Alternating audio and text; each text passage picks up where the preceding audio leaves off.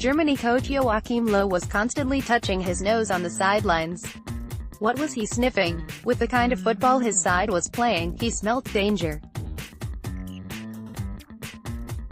6 days after suffering a shock defeat to Mexico, the defending champions found themselves a goal down to Sweden and in need of a big turnaround. The Sochi Stadium witnessed the German side struggling to click as a team. None of the players showed the courage to inject energy into the team. And the team's shape looked disorganized, when the whole idea of German football is about staying good organized or well organized. Germany's Toni Kroos celebrates after scoring against Sweden. Reuters: once a structurally superior well-oiled machine, Germany had become a star-studded team dependent on individual brilliance, like a Mercedes car running on a Yugo 55 engine. Ahead of the tie, everybody knew that Sweden were going to be a tough nut to crack. Moreover, Swedish custodian Robin Olsen entered the game having not conceded since October last year. But Loew's attacking quartet could have ended Olsen's streak and Sweden's stoic defense, as there were flashes of brilliance in the early stages of the game, with Julian Draxler teasing defenders on the left and Marco Reus running into those little pockets of spaces to help forward Timo Werner. However, there was nothing to show for their attacking nous. By the end of 10 minutes, Germany had completed 122 passes in comparison to Sweden's 6. It was the ideal start many would have expected, but soon they invited pressure. After testing the Swedish backline with a handful of clear-cut chances, their own defensive frailties came to the fore. Emil Forsberg, who plays for Bundesliga side RB Leipzig, found acres of space to run through the middle and spray a neat through ball for Berge, who was denied by Manuel Neuer, but with a tinge of controversy. Several TV replays showed that Berge was sandwiched by Boateng and Anthony Rudiger inside the box. The Scandinavian boys outpaced the German defense with ease, and it looked like it was the end of the road for Loew's army.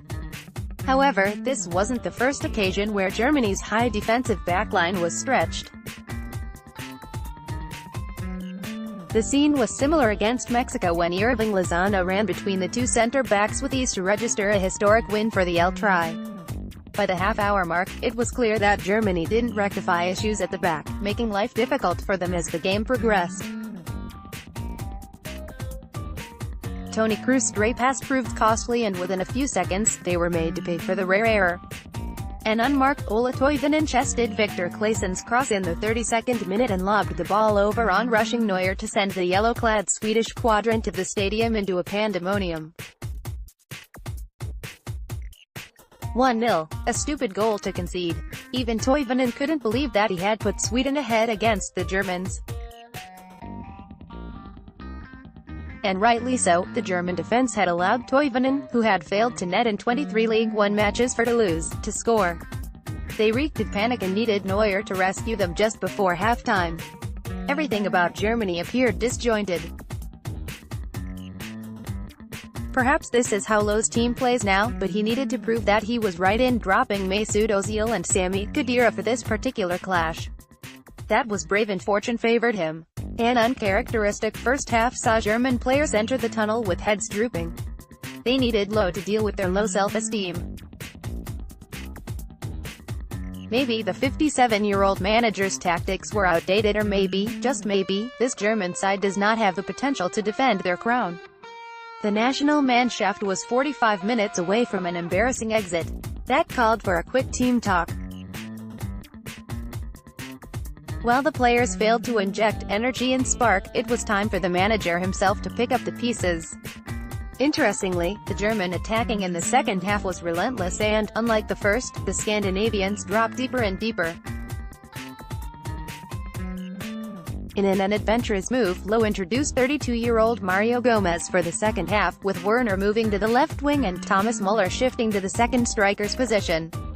It took 3 minutes for Reus to justify his selection ahead of Ozil as he scored the equalizer from Werner's cross.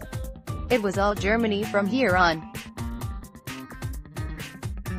The likes of left-back Jonas Hector, Joshua Kimmich, Ilkay Gundogan and Kroos joined the four attackers up front in attack as Sweden succumbed to pressure quite easily. For all their hard work in defense, the Swedes had just 24% of ball possession. They were looking for a quick counterattack to tame the Germans yet again, but that moment never arrived. Germany kept on attacking, but they just could not finish. On the other end, Sweden finally enjoyed a short spell of possession, which was halted by a rash challenge from behind by Boateng, for which he was sent off. Madness. The Swedish camp felt this was their moment. But the Germans didn't stop. Andreas Granqvist and Manchester United's Victor Lindelof were terrorised by the repeated German attacks as Sweden parked the bus after the 75th minute. Werner fluffed his finish, Royce couldn't connect the ball accurately, and Gomez was denied by an incredible save by Olsen. Germany surged forward, in a race against time. They needed a win here. A 1-1 draw with Sweden would throw up the prospect of the Swedes and Mexico scraping through to the last 16 with even a draw in Ekaterinburg on Wednesday, irrespective of Germany's result against South Korea in Kazan. But there was more drama. In the 89th minute, Germany were denied yet again as Brandt's half-volley hit the woodwork. By now, German supporters had given up. Seemed like they were waiting for the match to end. The world champions were on the brink of World Cup elimination. Then in the 5th minute of stoppage time, Kroos, the villain in the first half for giving the ball away rather uncharacteristically to Berge, stepped up to become an instant hero. He curled the ball beyond the grasp of Sweden custodian Olsen with flawless technique.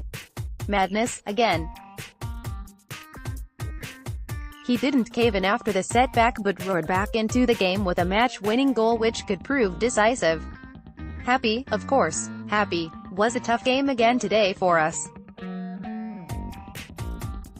We suffered, but it's normal if you not score the early goal, and we had the chance, and it's going to be difficult in the end.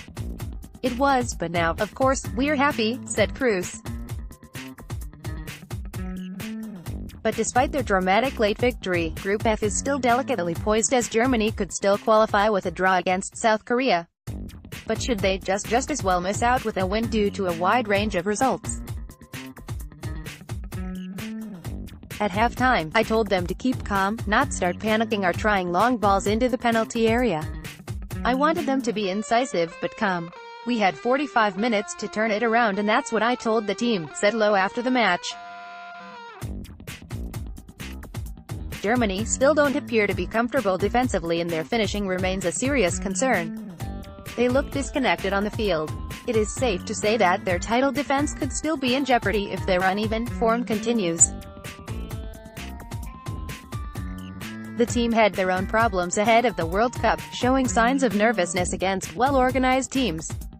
And after 2 matches against Mexico and now Sweden, they have done nothing but reaffirm that. Updated date, June 24, 2018, 4:13 p.m.